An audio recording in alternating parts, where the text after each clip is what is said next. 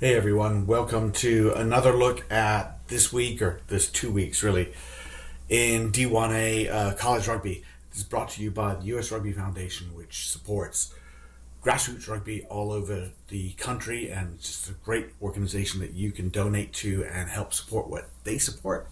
And Irish Rugby Tours, hey, look, rugby is fun. Rugby is supposed to be fun. We travel. It's a global sport. Let's celebrate it being a global sport. Go on tour. Check out irishrugbytours.com, and also Next Phase Rugby, which connects college rugby programs with high school rugby players. The players go on, they download the app, and they get on there, and then the college programs download the app, and they're in there as college program leaders, and then they connect in a safe, intelligent way that helps college programs find rugby players, and rugby players find a place to go to college.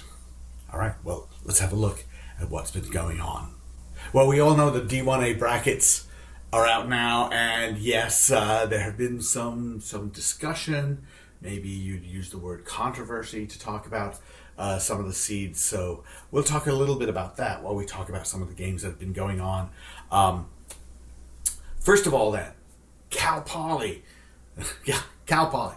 Obviously, Cal Poly has been in the discussion quite a bit. And is Cal Poly better than UCLA? Well, they played last week, and actually UCLA won this game. Cal Poly gets a seat to the playoffs. UCLA doesn't, so we'll talk a little bit about that. But let's talk about the game, first of all. Nathan Bale, who was Cal Poly's bête noire, really, it seemed, scoring tries, playing an overall excellent game for UCLA, and Cal Poly was actually trailing with about 12 minutes left when they ran a counterattack off a kick.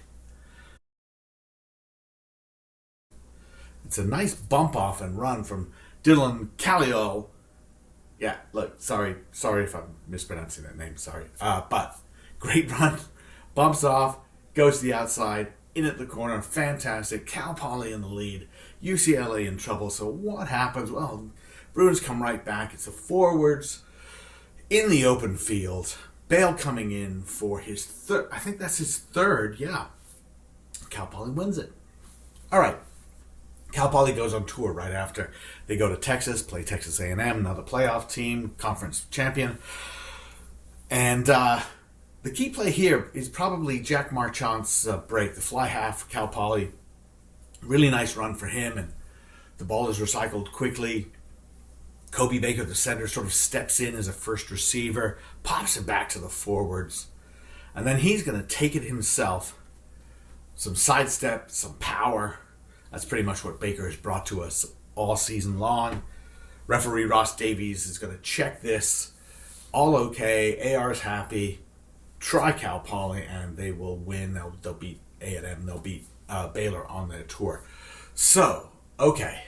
Cal Poly or UCLA. Now, it seems pretty obvious, right? UCLA beats Cal Poly. You say, well, you would rank UCLA over Cal Poly. Well, not necessarily, and this is the thinking from the D1A perspective. The algorithm they use for the rankings and the seedings and everything like that, and there's more to it than that. There's strength of schedule, there's success in conference play, there's so you play a strong schedule, and UCLA did play some tough teams. But if you're not winning and you're not really coming close to winning, and they were very close to Arizona, but they weren't close in some other games, that's kind of what penalizes them. Meanwhile, Cal Poly is second in their conference, in the California Conference, and does perform well against some other teams, including Texas A&M. That's an important factor, I think. And I think it's tough. I think it's extremely close, really. And ultimately, probably you're looking at the idea that UCLA was third in their conference and Cal Poly was second in their conference. And it comes down to something as simple as that. That's a little rough, right? It's a little rough for UCLA to take. And I personally get that, and I think a lot of people get that. At the same time, Cal Poly's a good team.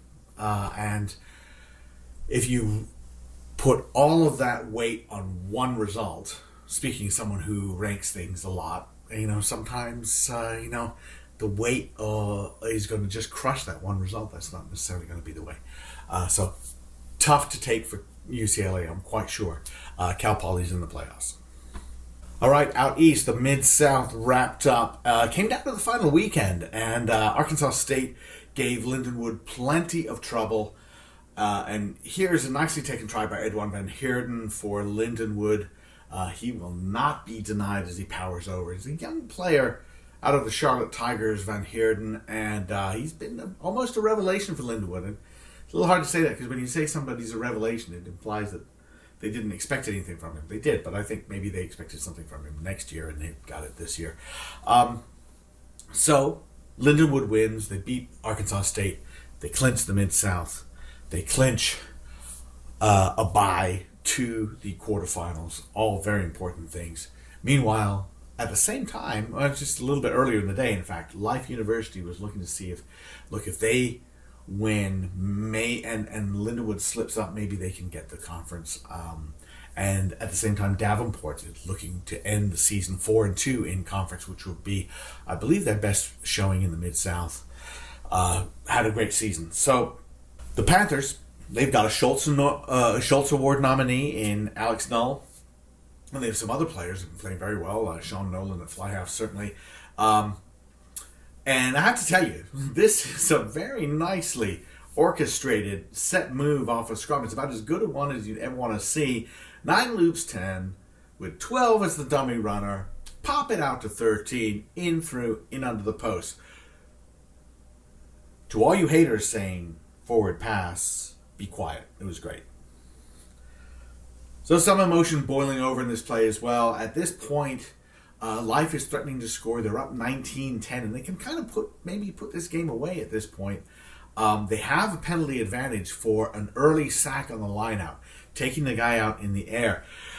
But then somebody does something dumb, and so it's going to be a penalty against Life here. And then tempers boil over. Fortunately, nobody slaps anybody, nobody punches anybody. It's good. It's just a lot of like chest puffing and things like that. So the referee wisely just sort of settles everything down a little bit and goes back. Now, we thought maybe we would see a penalty reversed and then reversed back because it was a penalty to Life.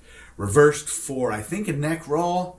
Not quite sure, but it was a penalty within the ruck following. And then reversed again back to Life because of the third man in thing. Didn't do that. It ended up being a penalty for Davenport. Why is this important? Well, in 1910, Davenport kicks it clear, attacks well, goes all the way down into the Life end, and ultimately they're going to score. Nice little try here to set up a 2-point game. Conversion is good, 19-17. So you want to talk about emotion. You want to talk about a momentum shift. This was a huge momentum shift. What is Life going to do about it? Well, they changed the momentum themselves, and they respond with a nice box kick that puts the Panthers under pressure, and in fact comes back on the Life side. Very important. Back it goes, out wide, the chip ahead, the chase, that all seems promising, and oh dear, a little bit of a tackle off the ball. Life, of course, is appealing to the referee before he makes the call, and that's, guys, let him make the call, and just wait for it, really. So referee Lex Wiener sees the early hit, yellow card, penalty try, 7 points to Life. Life wins 26-17. So all that does is clarify our Eastern bracket. We have Texas A&M, who's the Red River champions there in the East. After all this talk I had of other people going in the East, Texas A&M is the East. It's logical. Life University finishing second in the Mid-South. Davenport third in the Mid-South, but we know how strong the Mid-South is, and Davenport did very, very well. 3-3. They beat Life. They split their games with Life, which Lindenwood did also. So, think about that, right? And then Army also in the first round of the playoffs. And that's just an amazing first round, really. I mean, it's great. With waiting in the wings for the bye, Navy and Lindenwood will be waiting in the quarterfinals. Okay, in the West, Central Washington clinched a top 2 seed in the West with their shutout win over Arizona. It was actually a pretty difficult game for the Wildcats. Yes, I mean the Central Washington Wildcats because they're both Wildcats, the Wildcats versus Wildcats game. In the end, it took a lot of tenacity, and this guy, Hawaii's own Mitch Hirose, nabs the interception to score the game-sealing try. Hirose just seems to come up with these kinds of plays for Central Washington all year. Pretty amazing. So this was good enough for Central to take the top seed, but this performance didn't really do Arizona any harm either. Yes, they were shut out, but really it was kind of a two-try game going into that interception, and they traveled well. So I'm interested to see how Arizona takes things on. They will be playing at BYU. So yes, let's talk about BYU. All right, so BYU beat Central Washington 24-23. And a closer look at their two records really, you'll show that Central's schedule had a few more high flyers in it, and they had a slightly better showing really too. So BYU, of course, was slated to play Cal, and this was the big discussion about the fact that Cal and BYU were scheduled to play on April 1st, and they ended up playing March 31st because of a religious conference in Salt Lake City, decided to bump everything to Friday. With that in mind, and Cal opted to play their reserves. The seeds were already out, so they said, play their reserves. People knew that this was kind of a borderline timing for the game anyway, so, it's not really a surprise that the seeds came out a little bit early because, they've got to get information out so people can travel, things like that. And everybody wants early information, especially if they're playing in that first round, which Cal is, which BYU is. We'll talk about BYU in a second. In the end, Cal's 15 competed pretty well, and they got themselves in scoring position on quite a few occasions. Like here, for instance, but they get held up as they drive over the line, and that's an early chance they needed, and that's sort of how Cal's day went. They were great in a lot of ways for about 98 meters. Couldn't quite finish it. Very tough for them. Ultimately, BYU would rack up 50 in this. BYU's speed in non-speed positions, especially flanker, things like that, make them very dangerous. And check out Gabe Mahwinga, the prop, with the legs on this break. And you see how quickly they recycle that ball and send it out wide to the opposite side for Tielu Segala to score in the corner. Big score for BYU. What does it mean? It doesn't really mean anything other than we can look at it and say Cougars can play. Can the Bears play? Yeah, we know that, and this is where we saw it. In fact, the previous week against St. Mary's, and this is the result that kind of decides everything. Okay, so Cal is up just 3 points in this game, a game that was moved from St. Mary's to Cal because of field conditions at St. Mary's. And here we see a big break from Max Throkeld, once again making a break, sets them up to put the Schultz Award nominee Max Schumacher over. And that makes it 34-26. But some lovely offloading, some very tenacious running sets it up for St. Mary's, and the still fledgling scrum half Inoki Wakavese, new to the position, but he knows the game and picks up and he just dives over. Give him a solid 6.8 on that dive. And now it's a 1 point game. And when St. Mary's gets a penalty, they take the line out. And of course they're going to maul it, and that's no surprise. And while you'd expect the Gales to run some tight punches to the line or go wide right maybe twice or 3 times, instead they go wide right once and then bam, change direction immediately. Beautiful cutout pass from Wakavese to Joe Marchant, who's a 2-time Schultz nominee now, and that puts him over for the game winner. So by beating Cal, St. Mary's then puts themselves, along with being the California Conference champions, puts themselves in the top 2. Central Washington really has to be in the top 2. Yes, I know they lost to BYU. But as we said, they lost by just 1 point, and the totality of the rest of what they have going puts them in the top 2. So that leaves us with Cal Poly. Yes, we know, controversial, okay? Cal Poly's got a lot to prove playing against Cal. And then Arizona going to BYU. Now we've already seen these teams play each other in recently, relatively recently. I think Cal is favored against favored against Cal Poly. I think that's for sure. And Cal Poly is a tough team, but I think Cal's favored against that. BYU against Arizona. Yeah, I'm gonna say BYU's favored in that one, but it's not a done deal. For sure, it's not a done deal. Arizona's been playing well, but it's on the road. It's in Provo. Texas A&M at Life University. It's actually a very good Texas A&M team. Life has to be favored at that, hosting that one.